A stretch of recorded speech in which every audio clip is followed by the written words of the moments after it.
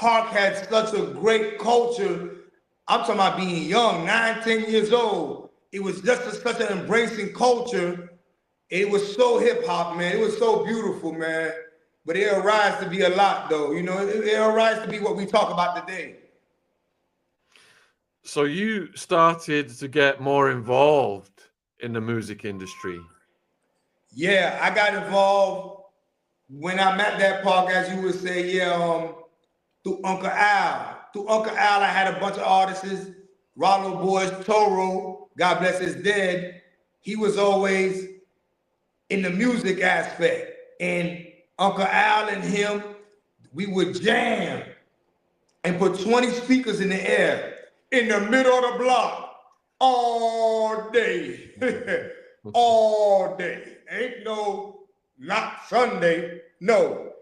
Every day, the whole 90, 91, 92, man, 88, 89, 90, 91, 92, it stopped at like 90, 96.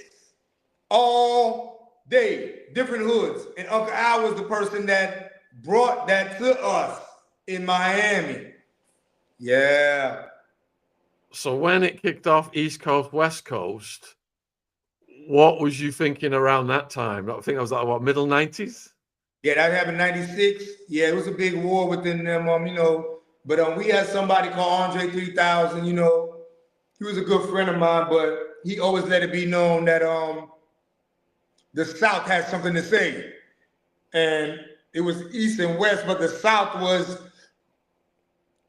here, and we was here to stay and to make a noise and then let it be known we from the South, and we're gonna be reckoned with it. You're gonna understand us. And today, the South got the music industry for the last 20 years and ain't trying to give it to nobody.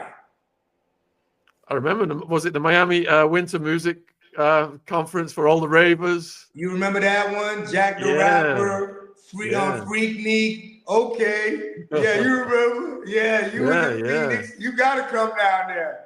Jack the Rapper, How Can I Be Down with Peter Thomas? Yeah. Yeah, so, it was expanding amazing. When Tupac and Biggie came on the scene then, what were you thinking? It was exceptional, but music was kind of different back then. Tupac was just selling 500,000. He wasn't selling that much, till when he got out of jail. All Eyes on Me did amazing, but Tupacalypse, strictly for my niggas, Thug Life, and Me Against the World was just doing 500,000. The people that was dominating was the Wu-Tang, Fugees, Wyclef, my Haitian homeboy, him, Lauryn Hill, and Wyclef. They sold 24 million. They sold more than Tupac, Eminem, and 50 Cent put together.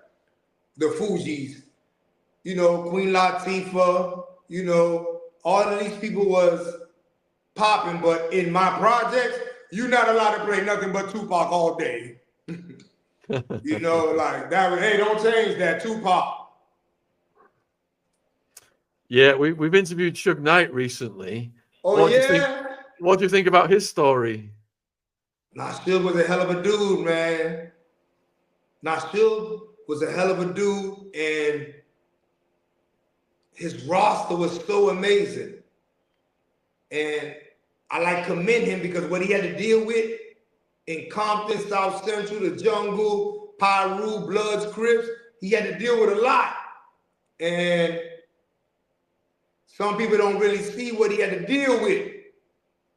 And he did a hell of a job, man.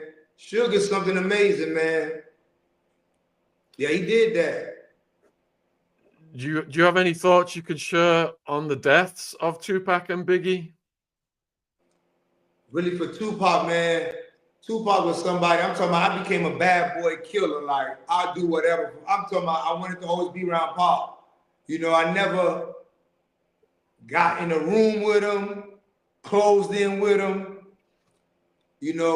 but, anything of his songs, I was a bad boy killer. Jay-Z died too. Looking out for Mobb Deep. Nigga, if I find you weak motherfuckers don't deserve to breathe. How many niggas ready to ride for me? Yay, yay. Like, I was with him, man. Like, man, how he could get this monster in me, crunk up, man, that was up. He was amazing to get this monster in me, crunk up. That man could do that. Not many people could do that like he did to me. So we've got loads of questions that have come in about Diddy, of course. And, you know, you told me previously that you've been to you went to parties that Diddy invited you to. You took substances over there. And J-Lo, you know, you was partying with J-Lo, things like that. Could you elaborate on what that was like, please? Yeah, you know, Puff really, Puff was the essential of where you wanted to be and who you wanted to be around. Puff would throw some extravagant aspect where Kid Rock came, God bless his dead, Prince would come, Denzel Washington would come. You know what I'm saying? He would bring some of the most elite people and then bring street people like me around to be around them. So his parties became so many different tiers of people within one that it was something that it made you because you went to the party, you know? It's like a good networking opportunity. Oh my God. You come out of that thing, man. You come out of that thing with phone numbers never before. It was better than any other networking aspect. You go to the Hamptons, the all-white party in 97. Oh my gosh. Man, you go in there, you like, man, Sanaa Lathan in here, Nia Long, Vivica Fox. I'm talking about if they wanted to be the who's who, they had to go to the party. So, you know, not just them, even rock stars. You know, Kid Rock, he gonna make sure he get there too. You would see country singers there. Paris Hilton wouldn't miss a Puff party. Every time I'm there, it made Paris Hilton hip hop. Like Paris here, Kim Kardashian here, Nicole Murphy here. It was the place to be. How did your relationship with Diddy come about in the first place? 50 Cent? How did your relationship with 50 Cent come about then, before that? My relationship with 50 Cent really was on some managing a rapper named Game that was part of his record label. And my man, Jimmy Hinchman, got the contract on Game. He's letting me get 20% of whatever's going on in the South. Me and Snake. And, you know, I'm really worried about selling my drugs, but 50 came in with these two songs, Wankster and In the Club. Like 50 Cent, Eminem, of course the Fugees outdid them, but Eminem, Nelly, they sold 10 million. Like, you know, Tupac, when he died, 10 million. But it's like, he blew up 50 Cent. So he was the dude to be top business with. So we moved in on 50 Cent, met him backstage, had a rapper named Game and said, hey, 50, we got a rapper named Game, man. He'll look good for you for the West Coast. But he kind of like, okay, so there was a real gangster named 50 Cent.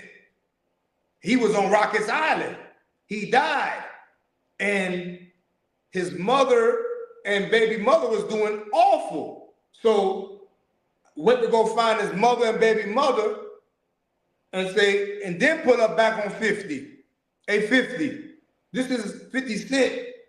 You know, took the man's name. This is mother and his wife. You know what I'm saying?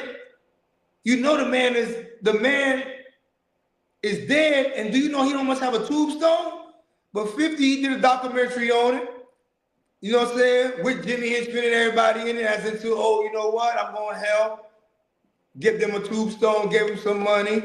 Then we started to really network and say, hey, 50, we got a rapper here, man, named The Game. Why don't you take a look at him, make him the west side of G-Unit?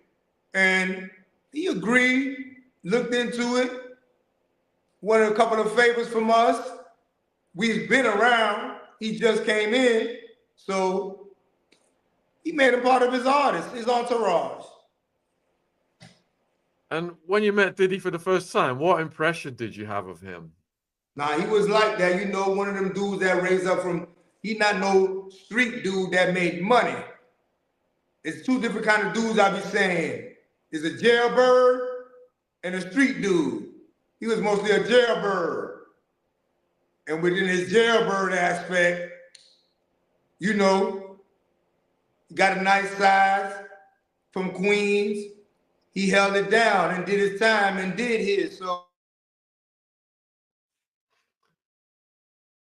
Oh, we've lost your audio, Ali. I think I can't hear you. Let me see if I can hear you on the on this. Audio, Ali. I think I can't hear you. Let me see if I can. Yeah. Let me see what's happened. Is someone called you on your phone or something? Has it knocked your audio off? Nah, somebody called in. Oh, that's what it was. Yeah, that's what it was. You're back. All right. So do you think then, is Diddy the kind of person cut out to survive prison? I can't lie to you, man. When you got money, somebody gonna clean your boots. Somebody gonna clean your cell. Somebody gonna go ahead and have your towel wait for you. Somebody gonna stand in front of your door. Now, do you want to live as into paying people face? Is a different question than survival. That man got money. He's around a bunch of poor people, man. Hell yeah, he rich. Man, they're gonna be begging for that money. All right, you've just served almost 20 years. So you know all about the prison politics. Yeah. In America. And every state's got kind of different politics. So where Diddy is housed presently, wouldn't he have a jacket for the nature of his crimes? Wouldn't that work against him?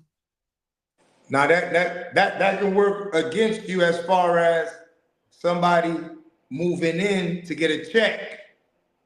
But when you in prison,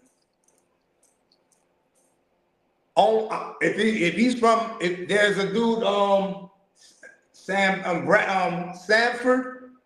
that got Sam Bankman-Fried. Not Bankman-Fried, another one that did a Ponzi scheme, Sanford, but he from Florida. So I don't allow. I go at it at all the pedophiles and the rapists, but I don't allow Virginia or anybody else, New York or LA, to get on his ass. I'm the only one can get on him and make sure he good. You got to be from Florida. So the New York dudes are going to hold a political shield around him, and he going to make sure they're good. Because there's been some serious allegations in the civil lawsuits about him, against kids, like young, underage, things like that. And, I know you're a stand-up guy. You would have never, if you'd have seen anything like that, you would have stopped it. So because he's got these allegations against him with kids, wouldn't that make him a target? Yeah, that make you a target, man. Yeah, that's no good. Yeah, that ain't good at all. Yeah, I never read his shit. Now you can't do that though, man. That ain't copacetic, yo. Like, yeah, we got to get rid of him. I mean, within Florida, I'm gonna say, yeah, he got to go. Yeah, we don't want his money. We don't want none from that bitch. That bitch got to go. Somebody, whoever hit him up, hit him up, man, and get them from around here, man. But so he's in a detention center right now. He's not in prison. Yeah, he's pre-trial. Yeah, so anything that happened to him, it can help his cause. So there's a lot of good security there. So you mentioned partying with J-Lo. What was that like? Man, J-Lo bring all the sexy girls around. Ooh. Ooh. When J-Lo come around, man, beautiful women just come around, man, and just hang around and just, hey, man, I'm talking about you get a second, third, fourth girl, you like, damn. Man, J-Lo brings some beautiful, I don't know, that's how I always seen it. Like, boy, when we go out with J-Lo, boy, you know, that's when Puff had J-Lo, but damn, you know, I don't know. That's all I really know her from. I don't know her, you know. But J-Lo brings some of the beautifulest women to come around, man. J-Lo, J-Lo like that now. Do you think that J-Lo and Diddy's relationship was real or it was staged? Because supposedly he was in love with Kim Porter at the time. Yeah, but J-Lo was made from In Living Colors. She was just a dancing girl. So J-Lo knew how to climb to the top through hip hop. She always did music with Jadakiss, old dirty bastard. She was a dancing girl for the Wayne brothers. You know what I'm saying? You know, Jamie Foxx he done said, man, you know, never thought she can aspire, but I commend her on climbing the ladder. But she came through the ranks of hip hop, you know, just being a little dancing girl, you know? A lot of people are asking if you partied with Jay-Z and Beyonce or you had any stories about them. Jay-Z and Beyonce, you know, nah, Jay-Z and Beyonce, you know, sometimes I'm at Puff House, Beyonce come, ain't nothing, you know, she just gotta kiss everybody around the house. I just be like, hey, B, she's not very talkative, you know, but Jigga, Jay-Z really mastered a lot of situations to make dudes keep their own masters. He always talk to you and be like, hey, man, business-wise, how he can uplift you or help you out with a song. You know, when we party, you know, we party together a lot of times, but you know, Jay-Z, you know, he been around a long time, and man, that man is controlling the halftime show of the Super Bowl. So his power and his aristocratic level is something that is needed today to move forward. I really don't, you know, I see other people's genres, you know, Scooter Bum, Country Golf Brooks and all these people that's leading they genre, you know what I'm saying? But it's like, I applaud Jay-Z today, man. I truly do, though. I do. Do you think any of these big names, you know, including the ones we've talked about, or people like Leonardo DiCaprio, are worried about Diddy being in jail and the freak offs, and possibly there's like videos that have been recorded that were secret that they didn't know were getting recorded, and things could come out in the future? See, I don't know that side of Puff. I'm somebody, I might just bring something for him, drugs, but I always want to be genuine. I don't be with none of that. I don't know what's going on, but I want to be at the party though. And these dudes like Leonardo, like you say, Leonardo DiCaprio and all of them want to be there also. So there's a lot of quietness going on right now that I really don't understand. So I'm just out of jail and I'm just really watching because the level was so amazing that I'm still trying to figure out. That's why I got to read the legal papers when I get time. But freak off, I'm trying to understand how the hell ABC, CNN, how you use this word freak off. You can't use freak off. At night, the moon hit, it's freak off time. All the Guns N' Roses, everybody's on freak. The Beatles, everybody's on, man. I'm troubled by it, but I'm listening, but I'm troubled by it, but I be like, whoa, Cassie, that's dead wrong. But you gave her $30 million. And if she signed, she accepted the apology. So I be saying, did Cassie really get her money? And I be like, she got her money? Oh, okay.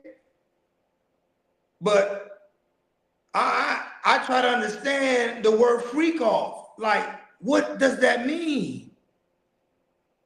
What does it mean though? Hassan? Apparently, it was something that Diddy and them used. That's what they called the parties. The after parties, was it? I don't know. I don't know about them things there. Yeah, those. I'm Haitian. No good. We don't. Yeah, I don't support. No, I don't know what them people do after that. You know, I never had no problem with them in jail. I'd be like, two men together is like two hyenas. The culture was always. I never understood it. I don't know why Obama passed this shit. Like them people, they act crazy. They act retarded. I'd be like, what the fuck wrong with you?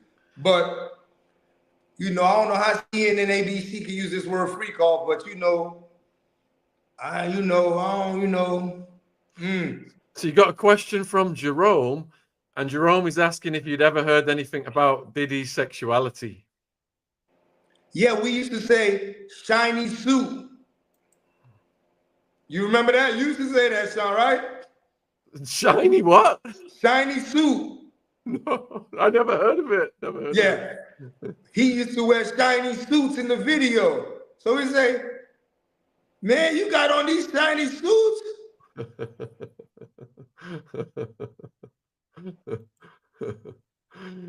Do you think, you know, that you see a lot of the guys portraying a macho image, but other things are going on behind the image? Do you think the public was misled a bit by some of these guys? I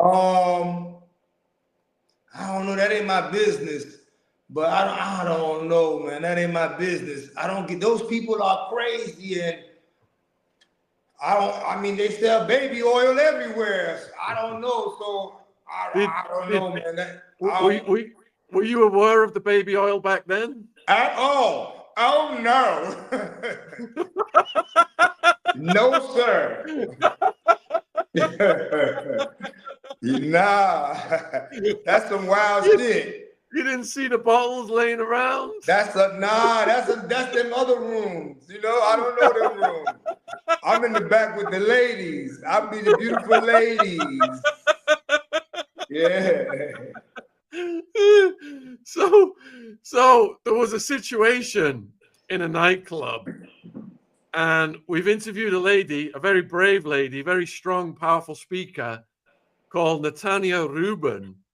And she was in the nightclub the night J-Lo and Diddy and Shine came in, and she's claiming that J-Lo allegedly smuggled a gun in, and she's claiming that Diddy shot her in the face. Did you ever hear anything about that story? I read that before, and I heard a lot of things about it. That circle of people, somebody in that circle, that lady can't be crazy. Somebody in that circle shot her. You know, people like that got to get compensated, but you know, I don't know who did that, what happened, but if she got shot in the face, she's not crazy. And she know who the fuck was in that circle. Now, there's an issue again with money. If 5 of us, I done been locked up with 4 people. And you know this, Sean, money dictate a lot of issues. If I'm locked up with 4 people. And it's a gun. I'm like, man, hey, I'm about to go get, God bless the dead, Johnny Cochran. Who you want? I'm broke. What about you? I'm broke. What about you? I'm broke. All right. First and foremost, sign this paper and say it ain't me. So there's casualties when you don't have no money. I'm sorry to say, money moves mountains. You can buy dynamite. And it can switch the story around, and this person might have to take the beat, this person might have to take it, but I have to honor and get them their lawyer. So save your money, gangs. Save your money.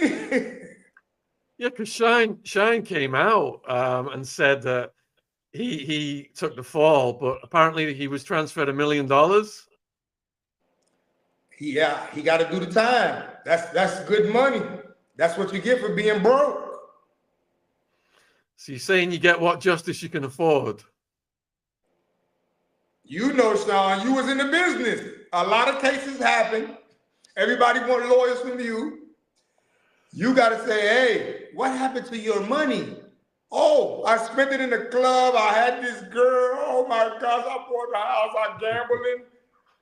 Okay, listen. Yeah, keep me out of this. I'm worried about me. I'm not worried about you.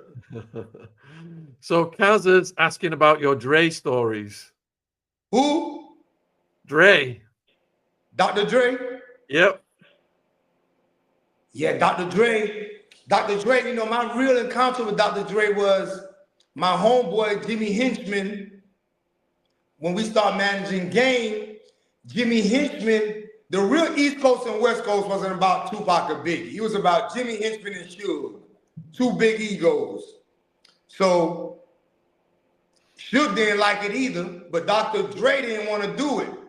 When he found out a New York dude is gonna manage a Compton dude. So Dr. Dre say, oh no, oh no, oh no. So we trying to get a meeting with him like, hey man, sometimes you gotta talk to a dude to see what kind of dude he is, forget about the word through the grapevine. So D-Mac put the meeting together. We got Dre. And when Dre finally met Jimmy Hinchman, me, and he's like, oh man, y'all not bad dudes. I don't care about a Brooklyn dude managing a Compton dude. I'm just worried about the talent and to go forward. So, you know, Dre, you know, we kind of caught him too in his growth. You know, 2006 Dre, not 95, 94, 93 Dre, you know. I'm sure he was a different dude then, but we hung out with Dre, party with Dre. When you go out with Dre, man, woo. Man, the West Coast, I'm talking about, you notice how white people, Asian people, the police officer, all just be like, hi, Dre. Hi, Dre. You know, and he got Eminem with him. Oh my gosh, pandemonium. So, you know, that's my only real connection to dudes, you know? Going back to East Coast, West Coast beef then, what did you think about the arrest of Keefe D? Yeah, Keefe D, man. This man spent about 5 years. Sometimes your claim to fame, you got to watch what your claim to fame is. And you keep going on air talking about your claim to fame is you shot Tupac. Come on, man. What the fuck is you stupid? Crazy. You passed the gun. Man, what the fuck is you saying? You did what? You go on 60 Minutes, I passed the gun. Nobody gonna arrest you. You go on the Bible, you go on this award, you go on Vlad, I passed the gun. No, I passed the gun. And you ask him why you indicted? Sean, why is he indicted? I think it's called murder conspiracy. Yeah, you dumb fuck. Yeah, he's a dumb fuck. Yeah, he done fucked up, man. You know you done fucked up, right? Yeah. You got some questions from Consigliere Music, and that is, have you ever had any interactions with DJ Magic Mike? Who's that? I don't know. I'll go to the next one. Cash Money Records Slim? Yeah, you know, I went through a little something with Lil Wayne, and I tried to put my artists out with him, and I was giving him a lot of favors in Miami, and he was being big-headed, and I was doing business with him. I wanted to be around him, and he was doing bad. Baby wasn't fucking with him. He's walking around here, Baby walking around with Yo Gotti and other rappers. So I'm moving in on Wayne like I'm with him, and he's doing these songs in the studio.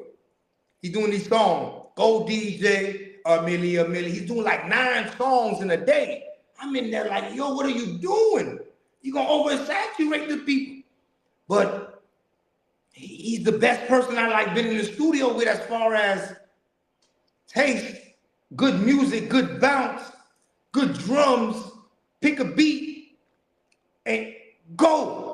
But anyway, I got an artist I'm putting out, Basil Knight. So I'm Scarface, give me a song for real, give me a song, Rick Ross, Jackie O, and I'm like, I need a song, Wayne. So he lied to me and tell me he's somewhere where he ain't. So I let him know I know where you at. So I go there. When I go there, he on some, he mad. So, but I'm like, hey, listen to the songs, man. So he go in the room, put the song.